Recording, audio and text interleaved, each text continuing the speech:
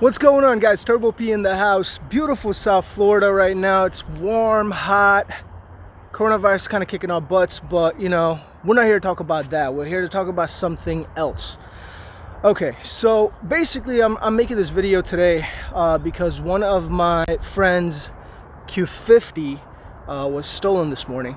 On top of that, two other people that I know personally had their Q60 stolen within a month ago down here in South Florida. I know this is not an issue that's only in South Florida. I know every month we hear people that are losing their Q50s, either getting stolen, whatever the case may be. We're hearing that every month. So basically I decided to make a video on what you can do to basically secure a Q50. It's not going to work 100% of the time. If they have the will, they have the way. However, you can use this as a deterrent. And there's a couple of things that I want to talk about. Okay, let's talk about how they actually steal these cars. There's several ways that they do it. They either bring a tow truck, tow it. There's really nothing you can do about that. I mean, there is, however, we'll talk about that in a little bit. But the most predominant one is it's like a two-person thing. Okay, they have a device that basically mimics your key fob. One guy sits by the car, the other guy goes around your house and tries to get the signal that your key fob is sending, sends that signal back to the guy that's by the car. He opens the car, starts the car, boom, gone. Okay, so what we're going to talk about right now is how to deter the first one, and then we're going to go over the second one, which is the towing thing. All right, guys, one of the cheapest and most securest thing that you can get is this box from Amazon. It's a Faraday box. It's pretty decent size, and on top of that, it comes with this pouch. I think it's about 20 bucks on Amazon. As you can see, that tannish material that completely jams any sort of signal that this key fob is sending out. So basically, whenever you come home,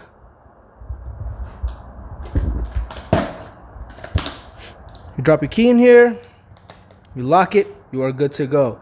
If you have a spare, put your spare in here, put it in your safe, your closet, wherever you want. On top of that, what I want you to do is take the battery out of your spare as well. Just an extra measure. Now let's go see how good this thing is. All right, I'm in the car. Here's the key. I'm gonna take the key, start the car, starts right up, okay? Now let's go and put this key in my little box here. I'm gonna put it all the way in, secure it. I'm gonna take this just for the purpose of I guess I can't. I'm just gonna leave it here and then try and start the car and let's see what it does. Boom. Is that good, guys? It's literally next to the start ignition and the car will not recognize the key. So there's actually another thing that I want to talk about that actually involves your InTouch. Okay, there's a couple of settings that you want to change. It will have you will lose some luxury stuff, but I mean, you either lose your luxury or you lose your car. You decide, okay? So I'm gonna go over those settings now.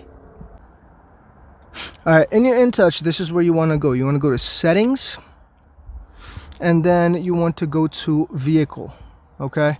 So I'm gonna go ahead and reset my settings right now, just to show you like how I like to set it up. You may not want it this way. It's up to you what you want to do, but I'm just showing you how I set this up, okay? So going all the way up, this is what you're gonna see, or you may or may not see everything here, but this is what you want to see, okay?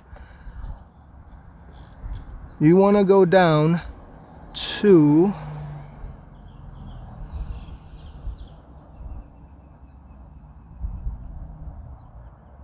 these two right here. Lock, unlock by door handle. turn that off. Touch sensitive door sensor, turn that off. Okay?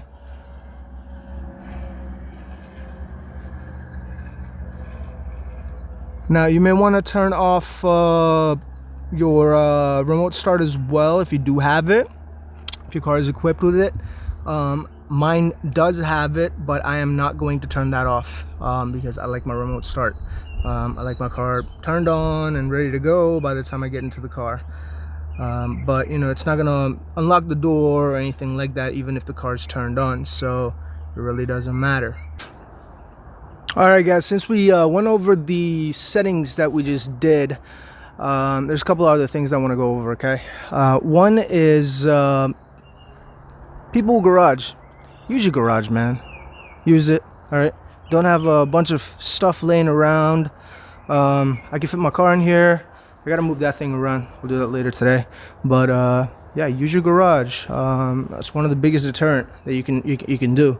Unfortunately, not all of us have garages, okay?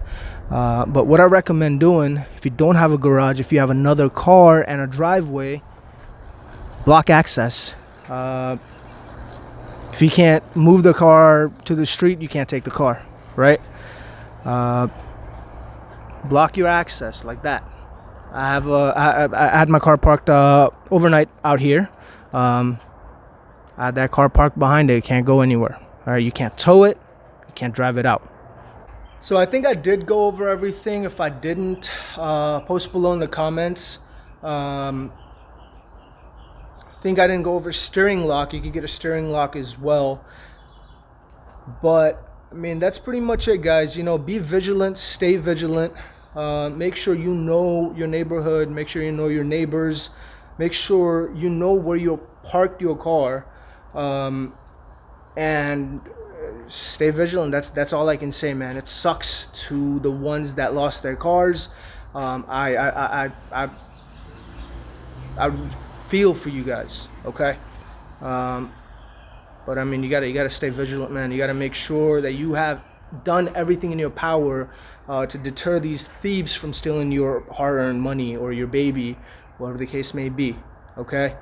If you have any questions, hit me up. What I'm gonna do is I'm gonna post all the links down there of everything that I talked about. Let's say the box, the pouch, a recommended steering lock setup, recommended boot setup.